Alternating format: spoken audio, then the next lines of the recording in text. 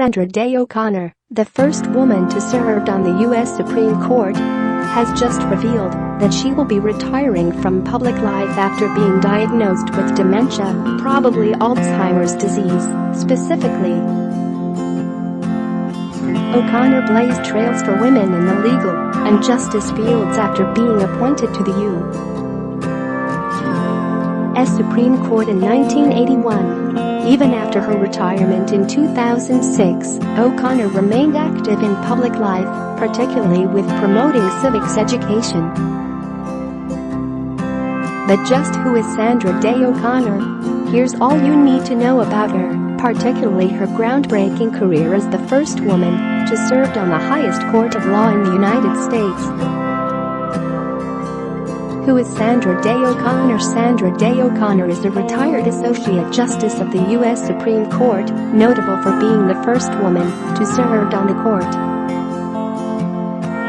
She was born in El Paso, Texas on March 26, 1930. O'Connor grew up on a cattle ranch close to Duncan, Arizona in a family home that didn't even have electricity or running water until she was 7 years old.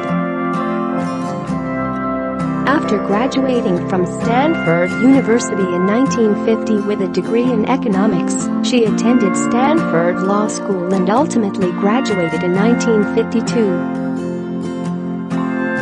Upon graduating, she worked as a deputy county attorney in San Mateo, California, landing the position after offering to work with no salary or office. After becoming increasingly active in Republican politics in Arizona, she served as Assistant Attorney General of Arizona from 1965 to 1969, and later served in the Arizona State Senate, notably serving as the first female majority leader of any U.S. state legislative body. In 1974, O'Connor was elected to the Maricopa County Superior Court and later joined the Arizona State Court of Appeals starting in 1979. In 1981, she was tapped by former President Ronald Reagan to become the next U.S. Supreme Court Justice. Although some Republican Party leaders initially criticized O'Connor as being pro-abortion rights, she was overwhelmingly confirmed by a vote of 99-0 and took up her place on the court on September 25, 1981. On the court, O'Connor garnered a reputation as a principled moderate conservative, though she increasingly became a critical swing vote as her tenure wore on. She embraced the new federalism philosophy and sought to view the U.S. Supreme Court cases before her through the scope of a limited federal government, preferring to divulge power to the states. During her long tenure on the court, she joined the 5-4 majority in a number of notable cases, including McConnell v.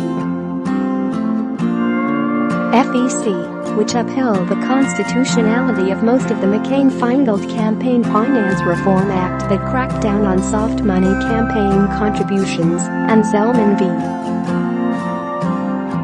Simmons-Harris, which upheld the constitutionality of school vouchers for religious schools. Perhaps most notable of all, O'Connor joined 4 other U.S. Supreme Court justices in Bush v. Gore to halt the ongoing recount in Florida in the wake of the 2000 U.S. presidential election, effectively ensuring that George W. Bush would be the next president of the United States. On July 1, 2005, O'Connor announced her intention to retire upon the confirmation of her successor to the U.S. Supreme Court, reportedly to care for her husband who had been suffering from Alzheimer's disease. Ultimately, she was succeeded by Justice Samuel Alito and officially retired on January 31, 2006. Upon retirement, O'Connor remained active in public life, promoting civics education with her civics program and serving as the Chancellor of the College of William and Mary in Williamsburg, Virginia from 2005 to 2012. In 2009, She was awarded the highest civilian honor in the United States, the Presidential Medal of Freedom, by former President Barack Obama.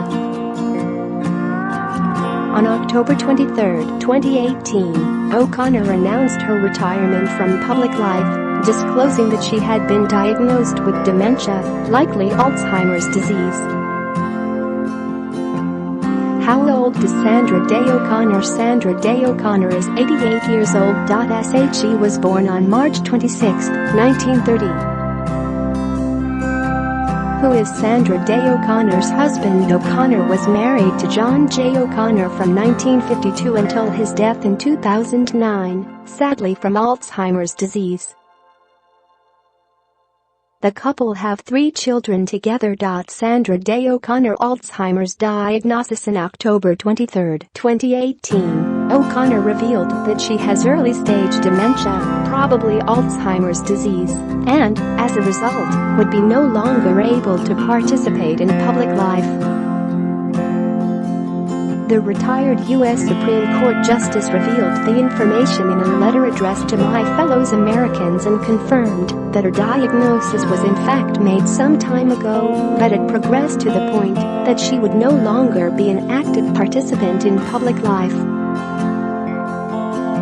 In the letter, O'Connor wrote, "While the final regular chapter of my life with dementia may be trying, nothing has diminished my gratitude and deep appreciation for the countless blessings in my life. How fortunate I feel to be an American and to have been presented with the remarkable opportunities available to the citizens of our country." As a young cowgirl from the Arizona desert, I never could have imagined that one day I would become the first woman justice on the U.S. Supreme Court. Chief Justice John Roberts said he was saddened to learn about O'Connor's diagnosis, but also noted that no illness or condition can take away the inspiration she provides for those who will follow the many paths she has blazed. Justice O'Connor is, of course, a towering figure in the history of the United States and indeed the world. She broke down barriers for women in the legal profession to the betterment of that profession and the country as a whole, Roberts said in a statement. After retiring in 2006 to care for her husband, who had also been diagnosed with Alzheimer's disease until his death on November 11, 2009, she continued to keep a busy schedule by promoting education, speaking out on issues she cared about, and even serving as a visiting federal appeals court judge. However, O'Connor's letter confirms that she is now fully retired from public life. What is Alzheimer's disease? Alzheimer's disease is a chronic and progressive neurodegenerative disease that destroys critical mental functions such as memory.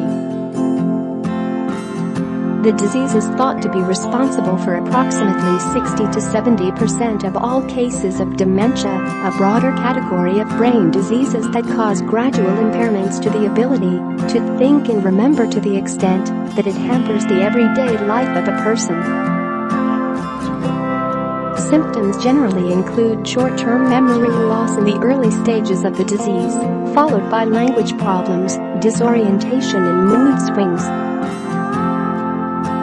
Onset for the disease is usually 65 years of age and older. Currently, no cure for Alzheimer's disease exists, though medications and management strategies can be used to temporarily alleviate symptoms. Not much is known about the cause of the chronic brain disease, although 70% of the risk is thought to be genetic. Head injuries, depression and hypertension are also believed to be possible risk factors.